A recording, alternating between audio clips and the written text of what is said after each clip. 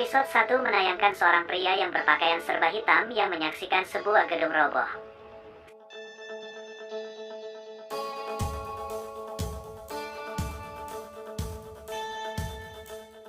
Scene selanjutnya menampilkan latar waktu 72 jam sebelumnya. Terlihat pria tadi yang terbangun dari tidurnya di Roma. Dia membuka jendela dan menatap keluar. Selanjutnya pria tersebut tampak tengah bersiap-siap. Pria tersebut bernama Vincenzo Casano, seorang pengacara dari bos mafia di Italia. Pria tersebut keluar dari sebuah gedung dan menuju suatu tempat. Di luar gedung terlihat para pengawal sedang menunggunya. Dia langsung masuk mobil dan memerintahkan menuju rumah Emilio. Mobil pun segera menuju ke rumah Emilio. Di tengah perjalanan terlihat sebuah pesawat kecil mengikuti mobil Vincenzo. Vincenzo mengetahui hal tersebut namun tak menghiraukannya dan kembali fokus ke ipatnya. Tak selang berapa lama, dia pun sampai di tempat tujuannya. Terlihat seorang penjaga bersenjata mendekati mobil Vincenzo. Namun setelah melihat Vincenzo, akhirnya membuka gerbang dan membiarkannya masuk. Di gerbang tempat tersebut bertuliskan kebun anggur Greco. Vincenzo kemudian berjalan menaiki tangga dan menemui seseorang yang sedang menikmati makanannya. Pria tersebut nampaknya kaget melihat Vincenzo datang. Tanpa menjawab, dia pun langsung duduk di depan pria tersebut. Dengan santai, dia mengeluarkan sebuah surat dan mengatakan bahwa ini adalah tawaran terakhir dari bos Fabio. Pria tersebut kemudian mengatakan bahwa dia tidak tertarik dengan tawaran orang mati dan menyuruh Vincenzo segera pergi. Namun Vincenzo bukannya pergi, malah mengatakan bahwa pria tersebut membunuh ketua serikat Carlo untuk menguasai kebun dan sekitarnya. Dia melanjutkan bahwa pria itu melakukan sebuah kesalahan karena Carlo sudah dianggap saudara kandung oleh Fabio. Dengan nada sedikit kesal, pria tersebut tetap menolak tawaran Vincenzo. Dengan santai Vincenzo mengatakan bahwa itu bukanlah tawaran melainkan sebuah pengampunan terakhir dari bosnya. Pria tersebut kemudian mengelap mulutnya dan mengatakan, apa sebenarnya tujuan Vincenzo datang? Vincenzo menjawab dengan santai dan menyuruh pria tersebut untuk tanda tangan. Tapi pria tersebut kesal dan memukul meja. Pria tersebut kemudian menyuruh Vincenzo kembali ke Asia dan dia mengatakan kalau apa yang dia lakukan tidak ada hubungannya dengan keluarga Casano. Pria tersebut mengusir Vincenzo lagi. Secara tiba-tiba pesawat tadi terlihat melintas di atas rumah pria itu. Pesawat tersebut terlihat menyemprotkan sebuah cairan ke kebun anggur. Scene berpindah lagi ketika Vincenzo bertanya, apakah pria tersebut tidak akan menyesal? Dengan santainya, pria tersebut menjawab tidak, karena ada keluarga Lucino yang melindunginya dan tidak takut untuk berperang. Vincenzo kemudian berkata, penyesalan adalah neraka terjahanam saat hidup. Namun Emilio tidak menghiraukannya, malah balik menghina Vincenzo. Vincenzo hanya tersenyum sinis dan berdiri, kemudian mengutuk Emilio dengan bahasa Korea. Ia lalu tersenyum sinis dan pergi begitu saja. Melihat hal tersebut, Emilio mulai ketakutan dan bertanya apa yang Vincenzo katakan. Scene berpindah pada pesawat itu lagi yang masih menyiramkan cairan putih di atas kebun anggur. Emilio yang melihat hal itu mengira kalau mereka sedang menyiram pestisida.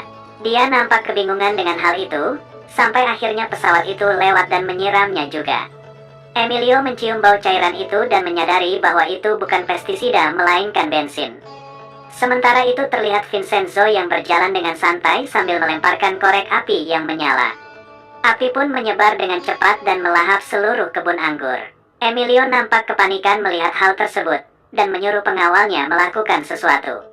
Emilio terlihat sangat kesal dan marah sambil berkata akan membalas dendam kepada Vincenzo dan keluarga Casano. Scene selanjutnya ketika Vincenzo menaiki mobil dan pergi diikuti oleh kobaran api yang terus menghabiskan kebun anggur tersebut. Beberapa saat kemudian Vincenzo sampai di suatu tempat. Dia berjalan masuk dan ternyata di sana telah ada ayahnya yang meninggal dan akan segera dikubur. Setelah itu nampak terlihat Vincenzo bersama dengan seorang pria membicarakan sesuatu. Pria tersebut mengatakan bahwa Vincenzo bisa menyelesaikan permasalahan sebelumnya usai pemakaman. Namun Vincenzo mengatakan bahwa dia ingin mempercepatnya, karena itu perintah terakhir ayahnya. Pria tersebut sepertinya sedikit tersinggung dengan ucapan Vincenzo, dan mengatakan bahwa sekarang dialah bos mereka, jadi Vincenzo harus menghormatinya. Vincenzo kemudian mengatakan kepada Paolo bahwa dia siap menghormatinya kapan saja, asal Paolo sudah pantas, dan pergi begitu saja meninggalkan Paolo. Vincenzo sampai di suatu ruangan dan kemudian mengambil rokok dan berniat menyalakannya, namun tidak jadi. Dia seperti sedang memikirkan sesuatu. Scene kemudian berubah menampilkan suatu kelompok yang sedang membawa senjata api. Mereka terlihat sedang bersiap untuk menyergap seseorang. Mereka kemudian masuk ke sebuah ruangan dan langsung menembaki seseorang di atas kasur. Namun setelah dibuka ternyata yang mereka tembak adalah bantal. Kemudian Vincenzo muncul dan segera menembak ketiga orang itu. Ternyata orang tersebut berniat untuk membunuh Vincenzo, namun gagal karena kecerdasan Vincenzo. Vincenzo terlihat mendekati seorang yang masih hidup, dan menodongkan pistolnya di kepala orang tersebut lalu segera menembaknya. Selanjutnya scene memperlihatkan sebuah mobil yang dikendarai Paolo datang. Paolo melempar kunci mobilnya dan masuk ke dalam sebuah gedung. Namun sebelum sampai Paolo mendapat telepon dari Vincenzo. Paolo nampak terkejut mendapat telepon dari Vincenzo. Kemudian Vincenzo meminta maaf untuk mobil kesayangan Paolo. Mobil tersebut tiba-tiba langsung meledak begitu saja. Vincenzo kemudian mengatakan bahwa dia tidak membunuh Paolo karena rasa hormatnya kepada Fabio. Scene tiba-tiba berganti dan memperlihatkan kalau ternyata Vincenzo menelepon dari dalam pesawat yang akan menuju ke suatu negara. Dia mengatakan akan meninggalkan Italia dan jangan pernah mencarinya. Jika Paolo mencarinya, maka Paolo akan meledak di dalam mobilnya. Dia kemudian mengakhiri teleponnya dengan mengatakan bahwa Paolo tidak pantas jadi bos. Kemudian setelahnya terlihat Vincenzo melepas SIM card teleponnya dan merusaknya. Setelahnya terlihat Vincenzo memegang sebuah kertas yang berisi daftar bisnis di Plaza Gunga. Tidak hanya itu, dia juga melihat foto sebuah bangunan. Pesawat pun lepas landas dan meninggalkan Italia. Selanjutnya scene berganti dengan seorang perempuan yang membawa kue untuk seorang pria. Tapi pria itu malah menyuruh perempuan itu pergi. Namun perempuan tersebut tidak mau pergi. Perempuan itu lalu mengatakan bahwa farmasi Babel sedang murka dan akan menghancurkan hidup Sanho pria itu. Perempuan itu lalu menyuruh Sanho untuk mencabut hiasan kuenya. Terlihat Sanho nampak ragu-ragu, dan akhirnya tangannya dipegang oleh Hong Cha-young, dan ketika ditarik nampak terlihat banyak cek yang keluar. Scene selanjutnya berganti dengan seorang perempuan yang sedang menunggu sesuatu. Tak berselang lama terlihat seorang pria yang menaiki skuter datang. Perempuan tersebut terlihat kesal dan segera pergi. Pria itu menyusulnya dan meminta maaf. Selanjutnya Cha-young bertanya kenapa dia terlambat. Yang Jun-woo menjawab kalau pengacara Yoon In-so menyuruhnya mengopi 1.200 lembar kertas. Cha-young kemudian mengatakan bahwa dia membenci orang yang bekerja seperti robot namun dengan hasil tidak sempurna. Kemudian mereka masuk ke sebuah gedung dengan tergesa-gesa. Scene selanjutnya memperlihatkan orang-orang yang sedang memasuki ruang sidang. Di dalam terlihat persidangan telah dimulai. Di sebuah layar nampak seorang saksi yang berbicara menggunakan bahasa Inggris. Cha-young kemudian berdiri dan mengatakan bahwa bukti yang disampaikan tersebut tidak benar. Nampak seorang pria lainnya mengatakan bahwa semua korban meninggal karena serangan jantung. Setelahnya Cha-young dan pria tersebut saling sanggah satu sama lain. Pria tersebut hendak memberikan sebuah bukti rekaman. Namun Cha-young dengan sigap mengatakan bahwa orang dalam rekaman tersebut telah menyerahkan diri dan mengaku membuat laporan palsu. Sidang pun diakhiri setelahnya dan akan dilanjutkan seminggu kemudian. Selanjutnya scene memperlihatkan pria tadi duduk frustasi. Lalu Cha-young datang mendekatinya dan berkata, seharusnya sidang bisa diakhiri dengan damai. Kemudian pria tersebut mengatakan, begitu caramu memperlakukan ayah, ternyata lawan Cha-young di persidangan adalah ayahnya sendiri. Cha-young dan ayahnya nampak berbeda pendapat satu sama lain. Kemudian Cha-young menangis dan meminta ayahnya berdamai saja. Dia mengeluarkan segala macam rayuan anak kepada orang tua. Ayahnya terlihat hampir menerima, namun akhirnya menyuruh Cha-young berhenti jadi pengacara dan menjadi artis saja, karena aktingnya itu. Ayahnya kemudian pergi dan Cha-young mengatakan bahwa dia akan menang.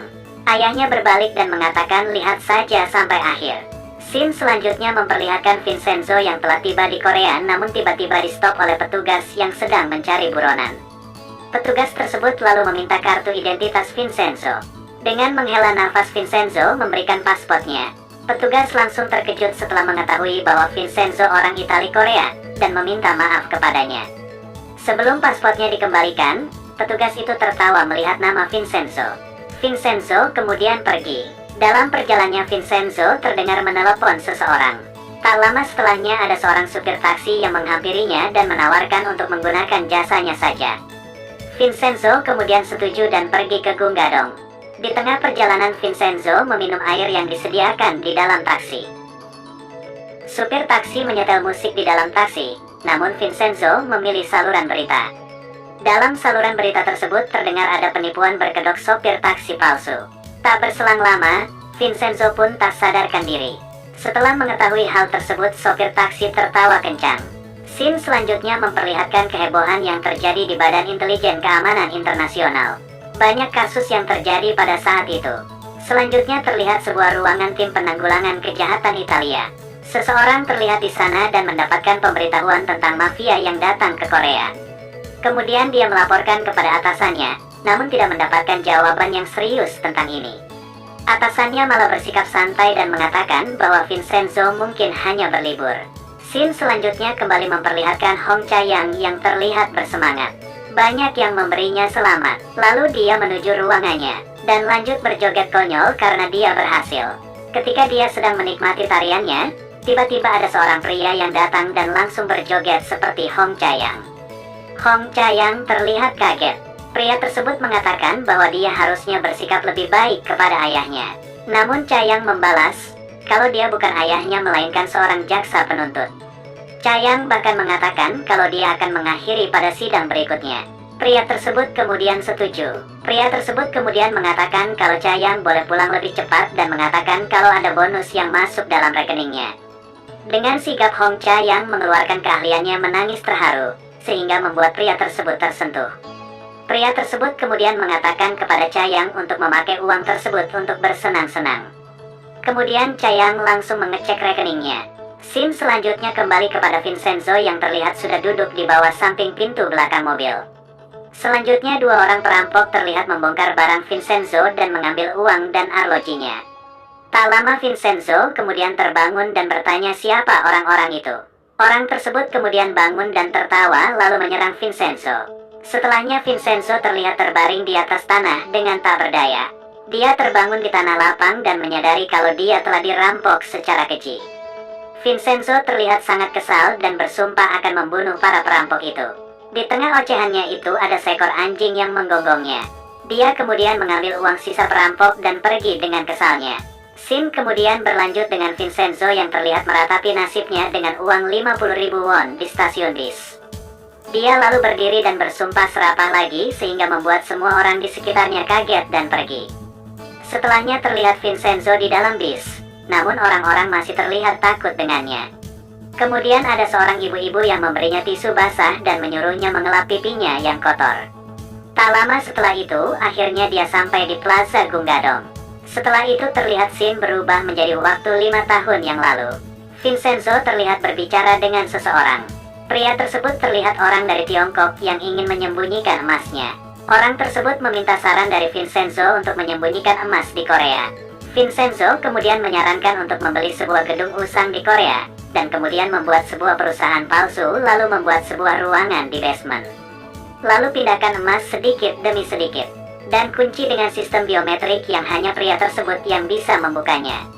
Dan lanjut mengatakan bahwa ruangan itu memiliki hal istimewa. Scene pun kembali berganti dengan Vincenzo yang dikagetkan oleh seseorang di tengah lamunannya. Orang tersebut ternyata paco orang yang dia kenal. Lalu terlihat seorang pria berbaju merah yang kemudian sembunyi ketika melihat Vincenzo dan Paco. Paco mengatakan bahwa ruangan untuk Vincenzo sudah siap dan kemudian berjalan masuk. Pria berbaju merah itu terlihat masih memperhatikan Vincenzo. Dalam perjalanan Paco menjelaskan kepada Vincenzo tentang apa yang terjadi di gedung itu dan mengatakan kalau toko di gedung itu sudah dibeli oleh konstruksi Babel. Pria baju merah itu terlihat mengikuti Vincenzo dan Paco. Ketika berjalan di dalam gedung, Vincenzo mendengar suara tangisan bayi. Kemudian tak sengaja Vincenzo memegang sesuatu yang lengket dan mengernyitkan dahi. Lalu dia masuk ke ruangannya. Vincenzo terlihat mengamati ruangannya. Paco kemudian bertanya apakah Vincenzo ada niat buat menetap di Korea. Kemudian Vincenzo mengatakan tidak. Paco melanjutkan dengan mengatakan bahwa semua keperluan yang diminta Vincenzo sudah ia siapkan. Scene kemudian berganti dan memperlihatkan firma hukum Cipuragi. Di dalam terlihat pria berbaju merah tadi, ayah Hong Cha-yang dan satu pria lagi sedang membicarakan Vincenzo. Sepertinya mereka penasaran dengan apa tujuan dari Vincenzo untuk datang. Mereka kemudian merencanakan sesuatu dan ayah Hong Cha-yang menyuruh memberitahu semua penghuni gedung. Scene selanjutnya memperlihatkan Pak Cho dan Vincenzo keluar dari lift. Pak Cho kembali menerangkan bahwa ketua komite penentang ada di lantai 3. Pak Cho dan Vincenzo kemudian berkeliling lagi. Namun kembali dikagetkan dengan seorang perempuan aneh yang bermain piano. Mereka melanjutkan dan melihat laundry dan restoran Italia. Sepertinya semua penghuni di lantai 3 itu menjadi aneh, sehingga membuat Vincenzo merasa kesal dan sampai ke kantor Jipaguri. Vincenzo kemudian mengajak Pak Cho untuk ke basement, namun Pak Cho mengatakan kalau perusahaan yang ada di sana sudah bangkrut dan pergi, dan diganti dengan penghuni lain. Ketika sampai di basement, Vincenzo menemukan bahwa yang menyewa adalah kuil Nanya. Di dalam kuil terlihat seorang biksu yang sedang berdoa. Vincenzo terlihat membayangkan emas yang ada di bawah biksu tersebut dan dikagetkan oleh biksu lainnya yang muncul tiba-tiba. Biksu itu kemudian mengatakan bahwa mereka juga akan ikut komite penentang gedung dan melindungi kuil mereka. Biksu itu kemudian masuk. Vincenzo dan Pak Jo kemudian pergi. Setelahnya Shin memperlihatkan Vincenzo yang masuk ke ruang laundry dan meminta cuci kering. Vincenzo mengatakan setelan jas tersebut sangat langka, dan petugas laundry mengatakan mereknya sangat antik. Vincenzo mengatakan bahwa setelan tersebut sangat mahal, namun petugas laundry tidak menghiraukannya dan malah menertawakan merek jasnya. Ketika menatap ke jendela luar, Vincenzo kaget setelah melihat penghuni gedung lainnya sedang memperhatikannya. Vincenzo kemudian keluar dengan perasaan kaku. Tak lama ayah Hong Cha-yang menyetopnya dan memperkenalkan dirinya dengan nama Hong Yu-chan. Dia kemudian memperkenalkan dirinya juga dan mengatakan bahwa dia seorang pengacara juga.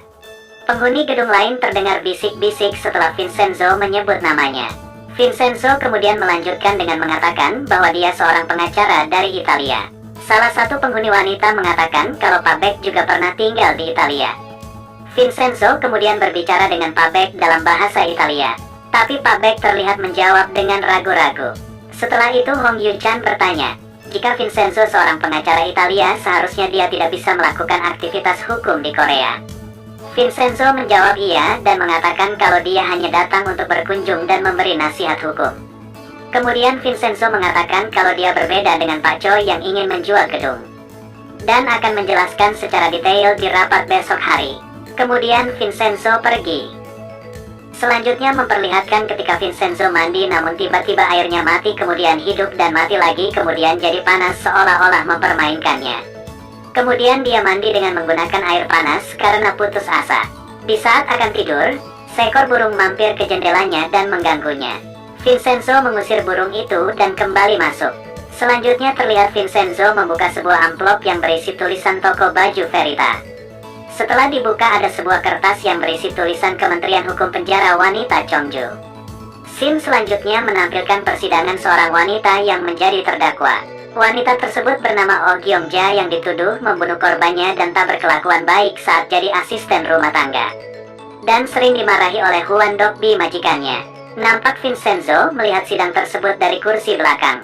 Oh Gyong-ja kemudian angkat bicara dan mengatakan kalau pengacaranya harusnya membela dia, dan lanjut mengatakan kalau semua keluarga korban berbohong dan dia juga korban pelecehan seksual.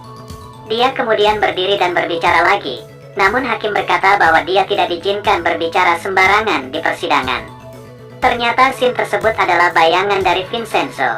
Setelah dia melihat halaman berikutnya dari kertas tersebut, dia melihat tulisan jika Hong Yu-ken dari firma hukum Jipuragi yang ditunjuk sebagai pengacara baru kasus itu dan sidang ulang ditolak oleh pengadilan.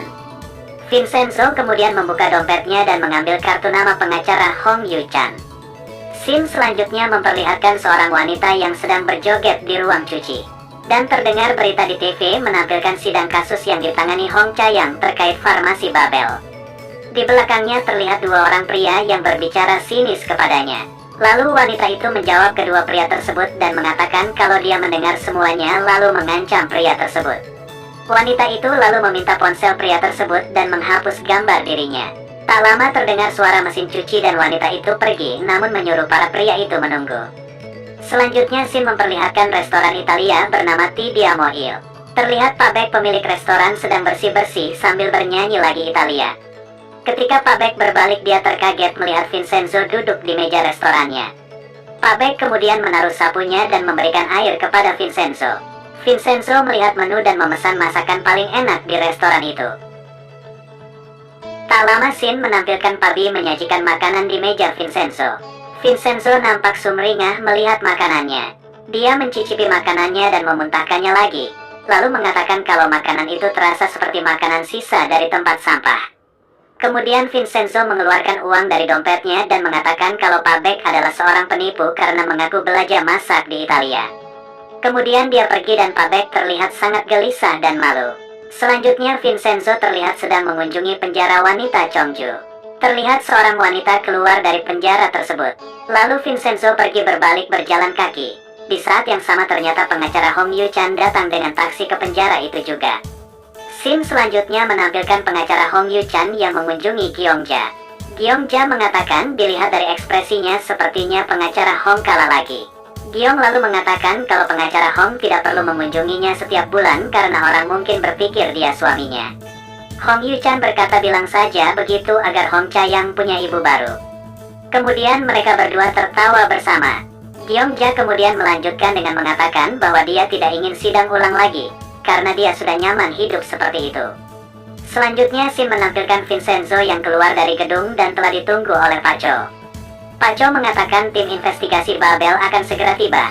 Vincenzo mengatakan kalau dia yang akan menemuinya langsung. Tiba-tiba Pak Hong datang dan menyuruh untuk berbicara di kantornya saja karena ini masalah plaza. Vincenzo dan Pak Cho terlihat setuju.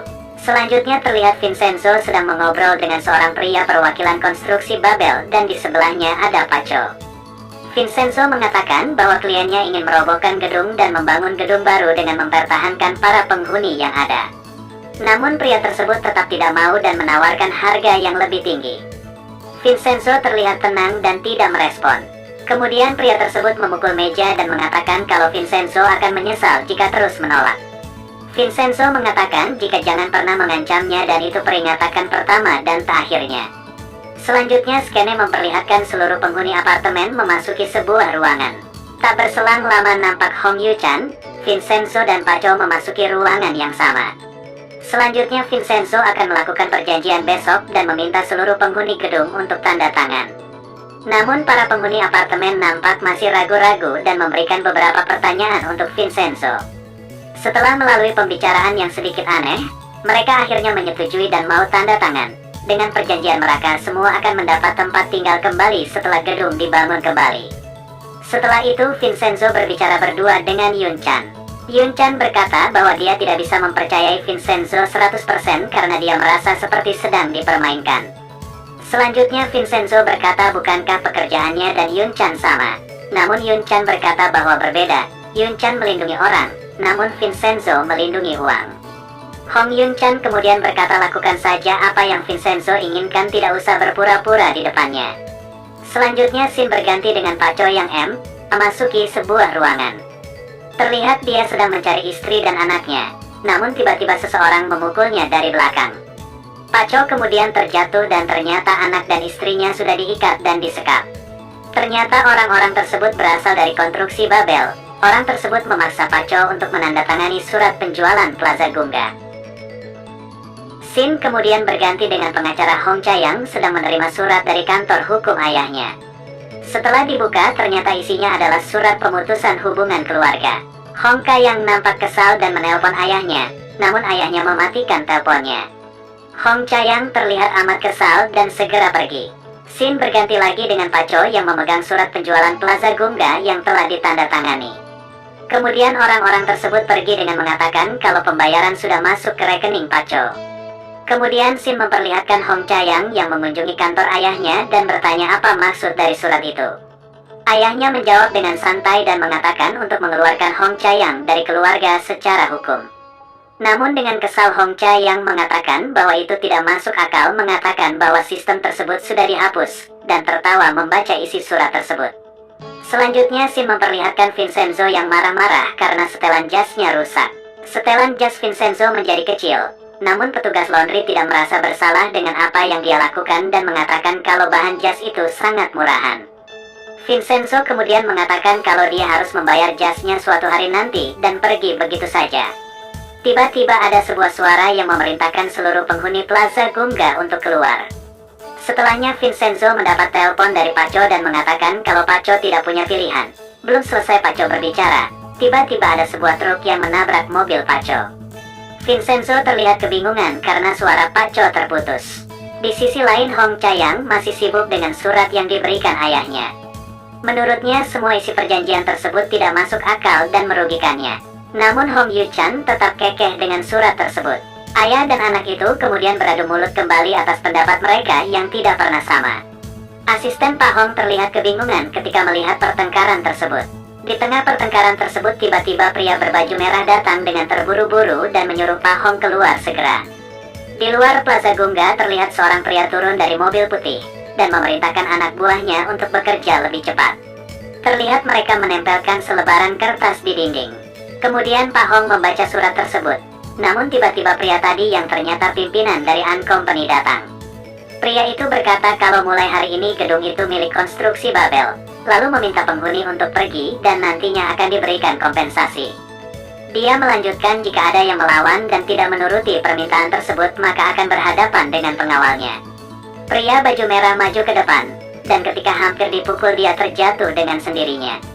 Hong Yu-chan kemudian berkata jika mengancam seperti itu akan melanggar hukum. Kemudian Yu-chan didorong oleh salah satu pria berbaju hitam. Namun dengan sikap Hong Chayang maju ke depan dan berkata bahwa dia adalah putri tunggal Yu-chan. Di tengah pembicaraan tersebut sempat-sempatnya Hong Yu-chan berkata kalau Chayang bukan putrinya lagi. Hong Chayang lantas ribut dengan pria tersebut. Dengan tiba-tiba kemudian Vincenzo datang dengan suara lantang. Semua mata tertuju padanya seketika. Dengan kerennya dia berjalan ke depan dan berhadapan dengan pria-pria itu. Dia memperkenalkan dirinya dan mengatakan kalau dia adalah pengacara dari Paco. Tiba-tiba salah satu pria menyerangnya namun dengan sigap Vincenzo membalikan keadaan dan membuat pria tersebut terjatuh. Setelah melihat anak buahnya terjatuh, pimpinan An Company kemudian bertanya apa yang Vincenzo mau bicarakan. Vincenzo melihat ke arah Pak Hong dan kemudian dengan cepat memukul muka pimpinan An Company. Melihat hidungnya yang berdarah pimpinan An Company marah lalu menyerang Vincenzo balik, namun dengan sigap dia mengikat tangan pimpinan An Company dan melemparnya keluar jendela namun masih dia pegang. Vincenzo berkata akan menjatuhkannya jika ada satu orang saja yang bergerak. Melihat hal itu tak ada satupun yang berani bergerak. Vincenzo kemudian melanjutkan dan berkata bahwa pria tersebut tidak akan meninggal jika jatuh, namun hanya akan patah tulang. Vincenzo kemudian melanjutkan bahwa konstruksi Babel membeli gedung itu dengan cara ilegal. Vincenzo berkata bahwa dia tidak akan memaafkan kekejaman konstruksi Babel. Pria tersebut mengatakan bahwa kalau Vincenzo tidak mau mati, dia harus mengangkatnya sekarang. Vincenzo tidak peduli dan mengatakan bahwa dia akan mendapatkan gedung itu dengan cara apapun. Lanjut dia berkata dalam bahasa Italia, gedung ini milikku.